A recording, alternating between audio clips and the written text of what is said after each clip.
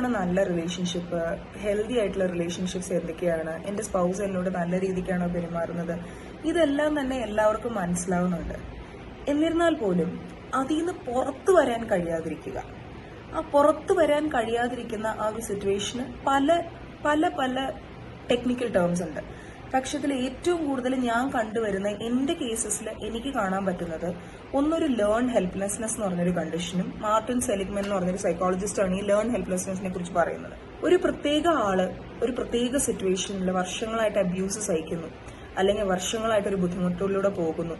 ആ ബുദ്ധിമുട്ട് തരുന്ന ആളെ വെറുക്കാനോ ആ അവസ്ഥയിൽ നിന്ന് പുറത്തു വരാതിരിക്കാനോ കഴിയാതിരിക്കുക, ആഗ്രഹം ഉണ്ടായിട്ടും പറ്റാതിരിക്കുന്ന ഒരു സിറ്റുവേഷനാണ് ഈ ലേൺ ഹെൽപ്ലെസ്നെസ്.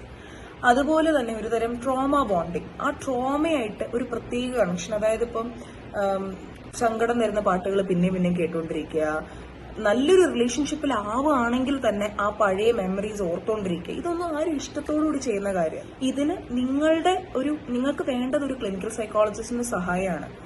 നിങ്ങളുടെ മൂഡ് റെഗുലേറ്റ് ചെയ്യാനായിട്ടും നിങ്ങളുടെ ആങ്സൈറ്റി കുറയ്ക്കാനും ഒരു സൈക്യാട്രിസ്റ്റിന്റെ സഹായവും നിങ്ങൾക്ക് വേണം. Doctor Gayathri Menon, clinical psychologist.